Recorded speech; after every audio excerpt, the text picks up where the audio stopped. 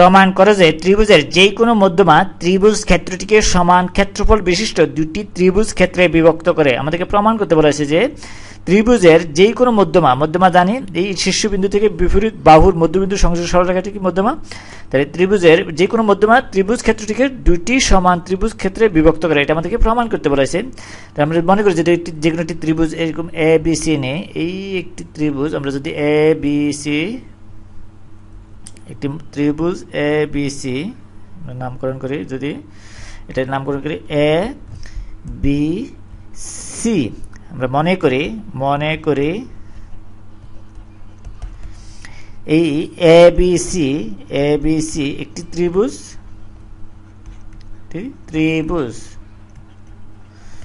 এবং এই এডি মধ্যমা আমরা যে কোনো বাহুর মধ্যবিন্দু নির্ণয় করে এর বিপরীত শীর্ষ সংযোগ সরলরেখাটা হবে কি মধ্যমা। আমরা এখানে এসি নির্ণয় করতে, এসির মধ্যবিন্দু নির্ণয় করতে পারি বা এ বি এর মধ্যবিন্দু নির্ণয় করতে পারি। তাহলে আমরা যদি ধরি এই বিসি এর মধ্যবিন্দু যদি এরকম ডি নেই, এই ডি, তাহলে এই এডি সংযোগ রেখাটাই হবে একটি এই এ বিসি ত্রিভুজের একটি মধ্যমা। একটি ত্রিভুজের তিনটি মধ্যমা আঁকা যায়, তাহলে এই তিনটি বাহুর মধ্যবিন্দু সংযোগ রেখাই হবে একটি তিনটি মধ্যমা। তাহলে এই এডি মধ্যমা এডি এর একটি মধ্যমা। তাহলে মধ্যমা কি আমরা জানলাম, এই যে কোনো বাহুর মধ্যবিন্দু বিপরীত শীর্ষবিন্দু সংযোগ সরলরেখা হবে একটি মধ্যমা। তাহলে আমাদেরকে প্রমাণ করতে হবে যে এই ত্রিভুজ ক্ষেত্র এ বি ডি এবং এই ত্রিভুজ এ সি ডি সমান, অর্থাৎ মধ্যমা এই ত্রিভুজটিকে এবিসি ত্রিভুজটিকে দুটি সমান ত্রিভুজ ক্ষেত্রে বিভক্ত করে, এটা আমাদেরকে প্রমাণ করতে হবে। তাহলে আমাদেরকে প্রমাণ করতে হবে যে ত্রিভুজ ক্ষেত্র A B D equals two ত্রিভুজ ক্ষেত্র এই এ সি ডি, ত্রিভুজ ক্ষেত্র এ সি ডি, এটা আমাদেরকে প্রমাণ করতে হবে। এরপর যদি অঙ্কন বিবরণ দেখি, আমরা এই এ বিন্দু হতে এই বিসির উপর যদি লম্ব আঁকি, এই এ ই, আমরা যদি এই এ ই লম্ব বিসি, এই একটি লম্ব হচ্ছে কি এই এ ই লম্ব বিসি। তাহলে আমরা এই এ বিন্দু হতে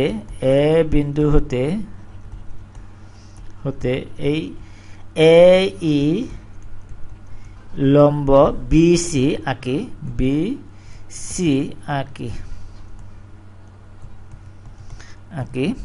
তাহলে এখন আমরা যদি প্রমাণ করি,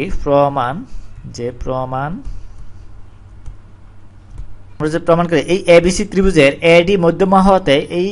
বিডি সমান এই ডিসি। তাহলে আমরা যদি প্রমাণ করি, এখানে প্রমাণ যদি করি এই ত্রিভুজ এ বি সি এডি মধ্যমা,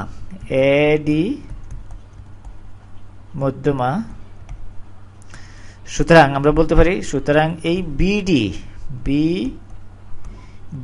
ইকুয়ালস টু এই ডিসি, এটা কেন ডি এই ডি এ বিসি এর মধ্যবিন্দু হিসেবে আমরা বলতে পারি, বা এডি বিসি এর মধ্যমা বললেই এবিসি ত্রিভুজের মধ্যমা বললে আমরা এই অংশটুকু সমান এটা বলতে পারি, এই অংশটুকু সমান এই অংশটুকু। সুতরাং এখন আমরা ত্রিভুজ ক্ষেত্র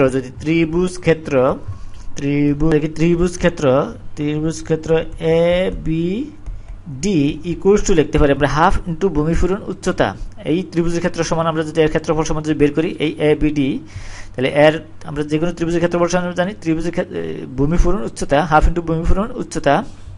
তাহলে যে কোনো ত্রিভুজের ক্ষেত্রফল সমান হচ্ছে এই ত্রিভুজের হাফ ইন্টু ভূমি পূরণ উচ্চতা, তাহলে এটা সমান আমরা লিখতে পারি হাফ ইন্টু ভূমি, এই এ বি ডি ত্রিভুজের ভূমি হচ্ছে কি এই বিডি ইন্টু এ ই হচ্ছে কি উচ্চতা এই ত্রিভুজের ক্ষেত্রে। আবার আমরা যদি যদি দেখি, ত্রিভুজ এ C D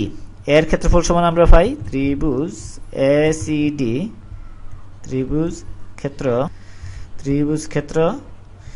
A C D equals to আমরা লিখতে পারি হাফ ইন্টু ভূমি হচ্ছে কি ডিসি ইন্টু এ ই, আর এই ডিসি হচ্ছে কি এডিসি ত্রিভুজের উচ্চতা হচ্ছে এ ই, আমরা বর্ধিত অংশের উপর এটা কি লম্ব। তাহলে এ ই লিখতে পারি, এ ই, বা এটা সমান আমরা লিখতে পারি, এটা সমান আমরা পাই হাফ ইন্টু এই ডিসি ইকুয়ালস টু আমরা বিডি, আমরা আগে লিখেছি এখানে এই ডিসি ইকুয়ালস টু বিডি, তাহলে এই ডিসি পরিবর্তে আমরা লিখতে পারি বি ডি ইন্টু এ ই, বা এটা সমান আমরা লিখতে পারি এখানে, এইটা সমান আসে এখানে আমরা এই অংশটুকু সমান হচ্ছে কি এই ত্রিভুজ ক্ষেত্র এ বি ডি, তাহলে আমরা লিখতে পারি ত্রিভুজ ক্ষেত্র, এই অংশটুকু সমান আমরা লিখতে পারি ত্রিভুজ ক্ষেত্র, এই ত্রিভুজ ক্ষেত্র এ বি ডি এটা। সুতরাং আমরা বলতে পারি ত্রিভুজ ক্ষেত্র A C D equals to এটা, তাহলে এটা আমাদের প্রমাণিত হলো এই মধ্যমা ত্রিভুজকে এই দুটি সমান ক্ষেত্রে বিশেষ ভাগে বিভক্ত করে, যে কোনো মধ্যমা ত্রিভুজ ক্ষেত্রকে সমান দুই ভাগে